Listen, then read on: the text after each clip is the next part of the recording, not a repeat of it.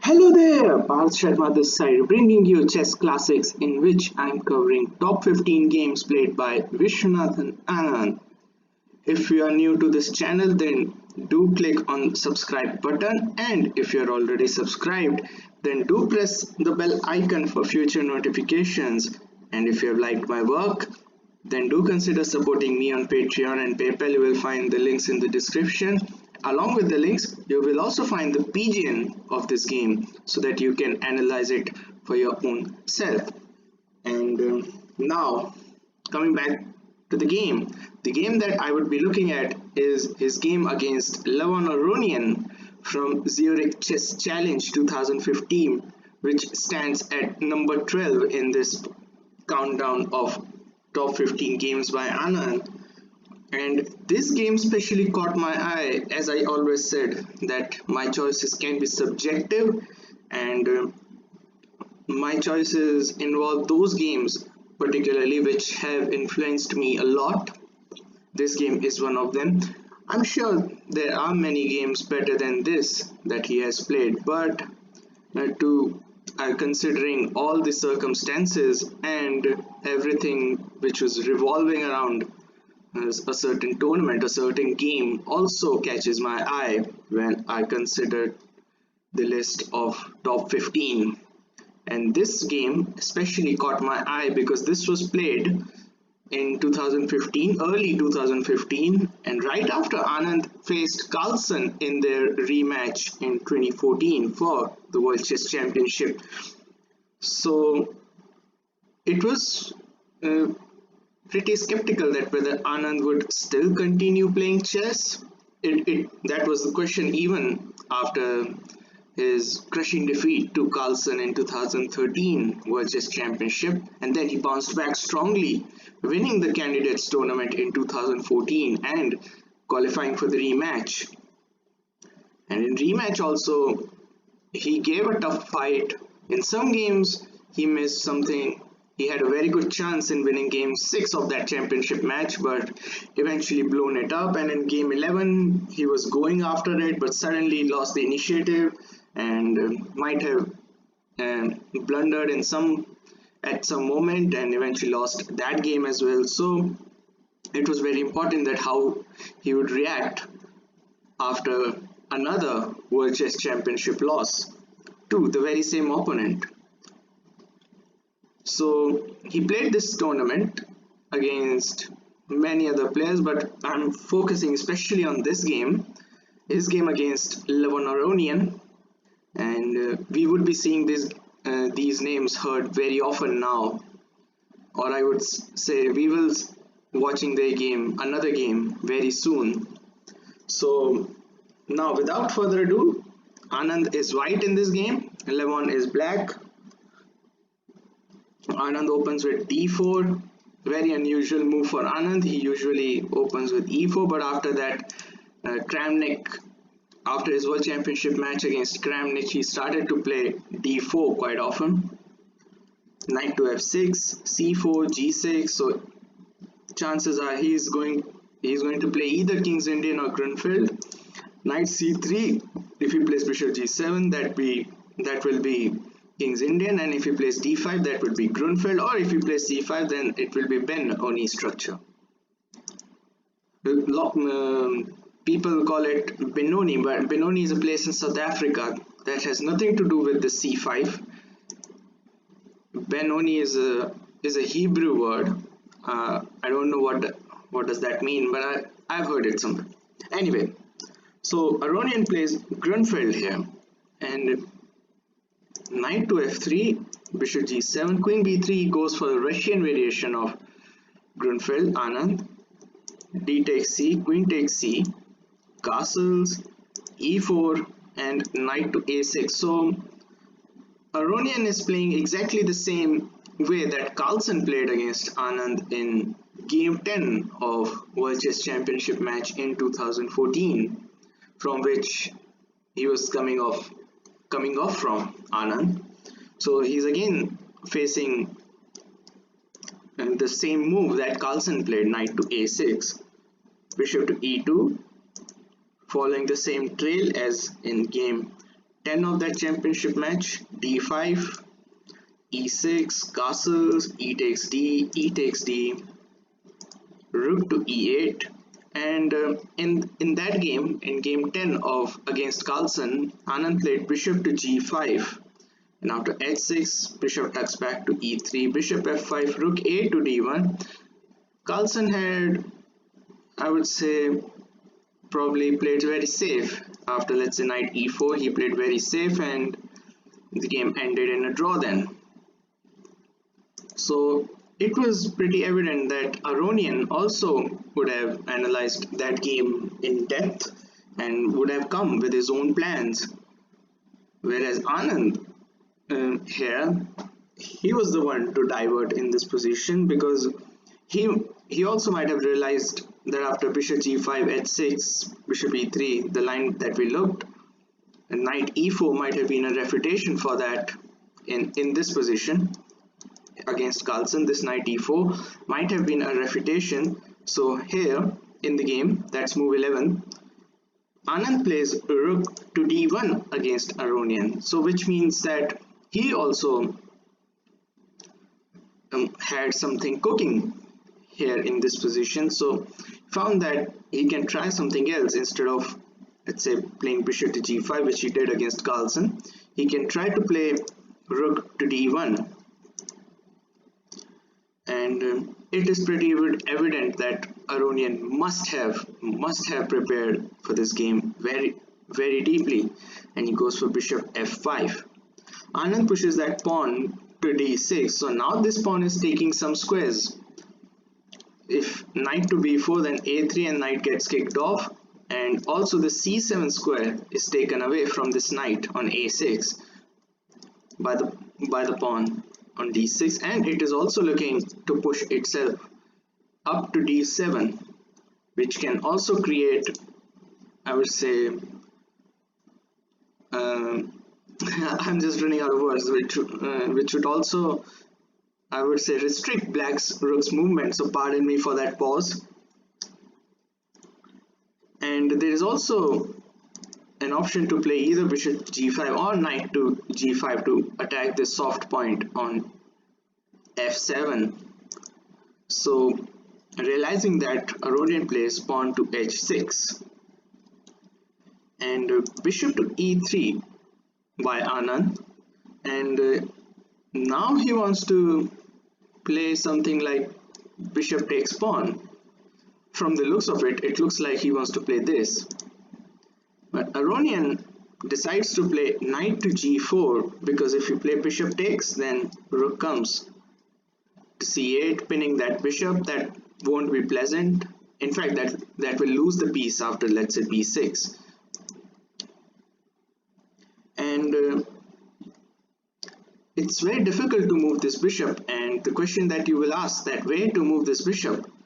So incredibly, Anand in his preparation must have seen that this move that he is going to play is very strong, and I will give you some time. Take a pause and think what Anand played in this position.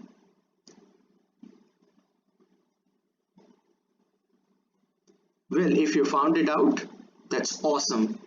And if you just want to see what Anand does in this position, it's bishop to f4. Wow, quite an odd move, giving up a piece, but it has long-term consequences on black's position, as you will see. Bishop takes c3 was played by Aronian, and after b takes c3, rook to e4 is a deadly fork. Looks like black is winning a piece. Well, it doesn't look like winning a piece. In fact, he is actually losing a piece. That's right, or I should say black winning a piece. Queen to b5, so he has to force the initiative.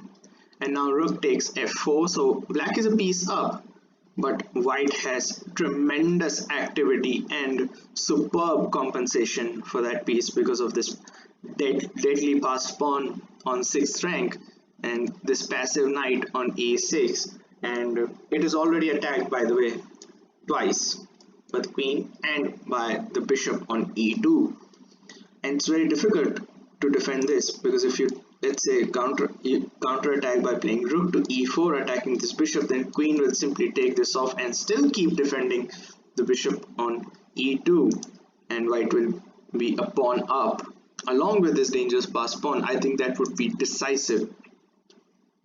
Aronian has only one move to defend that. That's to play rook to a4, defending the knight.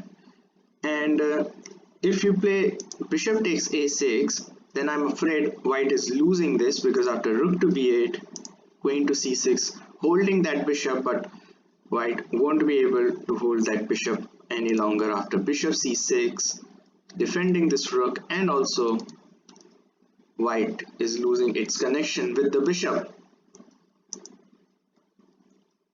So after rook to a4, you cannot play bishop takes a6.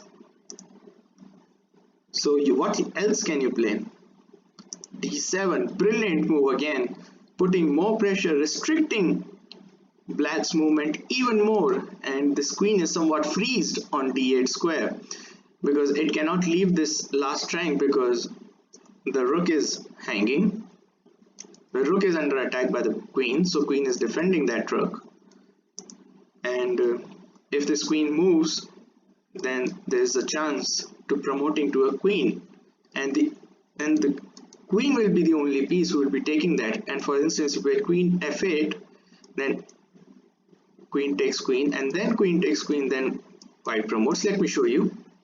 I didn't analyze this, I realized it now. Let's say if you play this, then queen takes a8, boom, and if queen takes, then you get a queen, and after queen takes queen, rook takes queen, white is a rook up, or I should say exchange up with tremendous activity.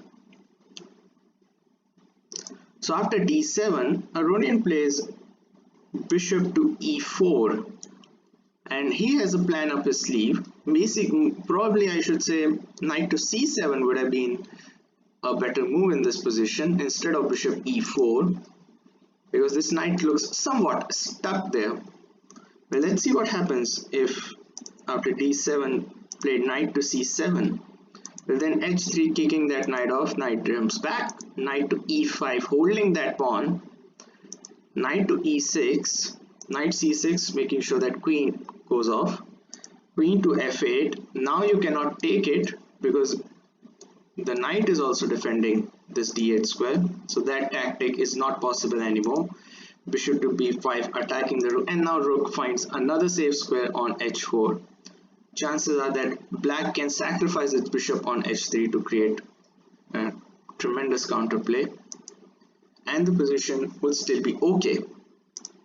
After d7, Aronian plays bishop to e4, and now Anand plays queen to b3, attacking the rook, and the best move here should have been to play rook to a5, not only defending itself by the queen but also defending this knight from the bishop.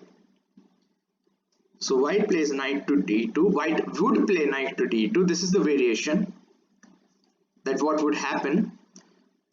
Let's say black plays bishop f5, then comes knight c4, and looks like this rook is trapped. However, black can save itself on time by playing this move, knight takes f2, and if king takes f2, then comes rook to b8, and this queen is running very short on squares.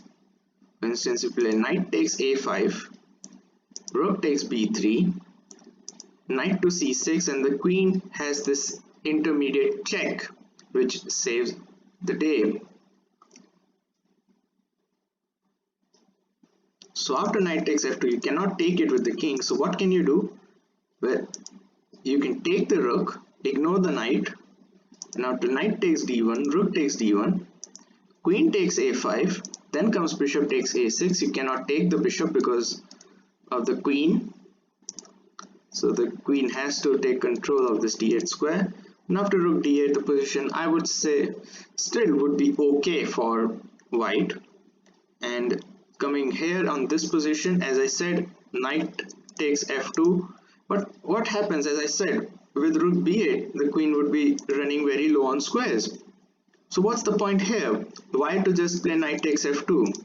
Why not rook b8 straight away? Well, that's the point. After knight takes a5, rook takes b3, knight c6, the queen doesn't have this check on h4. That's the point. And if he plays itself, then white can simply promote it with check, and in fact white will be a rook up in that position.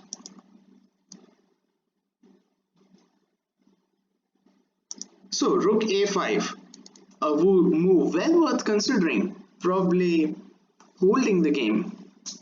But Aronian instead plays here bishop to c6.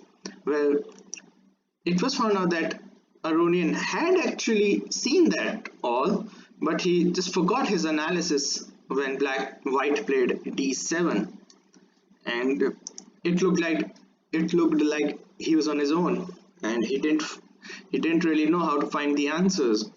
Bishop to c6, defending the rook on a4, and black pieces, even though black is a piece up, looks like a little bit of cramped here, and doesn't have really good decent moves in this position. So anyway, bishop c6 turns out to be a tremendous blunder in this position, so I will give you some time, take a pause and think what Anand played in this position.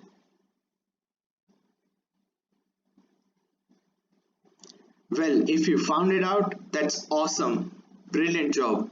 And if you just want to see what Anand played here, it was rook to d6. What an incredible, spectacular move.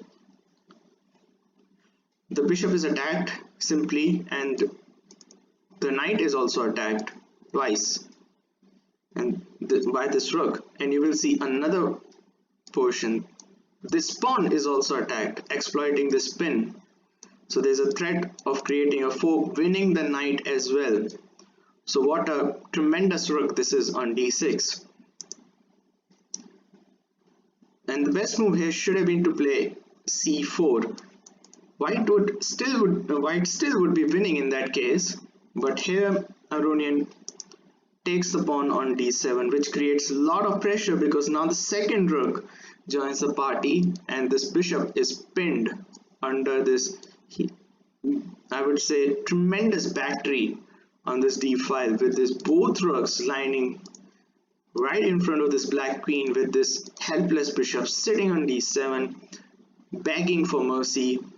And already there's pressure on this knight, double pressure, and this looks like absolutely deadly. But there's already a threat to play queen takes rook. So if, let's say, play knight to b8, I'm afraid that will be a disaster, because after queen takes a4, bishop takes, rook takes d8, check, king g7, rook b1 actually wins one more piece. The knight is pinned. So after rook a to d1, Aronian plays queen to b8. So rook takes bishop. So he gets his piece back. He gets one piece back. Queen takes b3. A takes b3. Now the rook is attacked. So rook has to find a decent square. So rook comes to a2, and now bishop to c4. Another brilliant idea. Threatening rook takes pawn. If knight b8, then rook takes 7. In fact, you play any move when rook takes f7. So rook f8 defends the pawn. And now comes another deadly shot by Anand. Rook d6, rook 7 to d6. And again, this rook, what a tremendous job. If you had a man of the match, then this rook should be that. Threatening rook takes g6 fork, threatening rook takes a6, or even bishop takes a6 for that matter, and black is losing another piece, and that is by force losing another piece. Aronian tries king g7, but afraid. Rook takes a6, rook takes f2. Now he is threatening to play knight e3, and Anand's simple rook e1 was good enough to force resignation by Aronian. Wow, what a spectacular game this was. Obviously, rook e7 and rook takes a7 is threatened. Knight e3 stopped, and on the next turn you might be playing h3, kick that knight away, and that will be that. Tremendous game, another exhibition by Anand, showing that once the tiger gets blood on his teeth, he will really, I would say, thump you down, and so did Anand. Well, this was another spectacular game between these two legends, I would say. Levin Aronian is also a tremendous player of his own, but he has always been subjected to falling prey to some other one's preparations, so he has to work on it. Well, as for Anand, tomorrow I would be bringing what would be at number 11 in the list. Till then, thanks for watching. Stay safe. Cheers. Bye.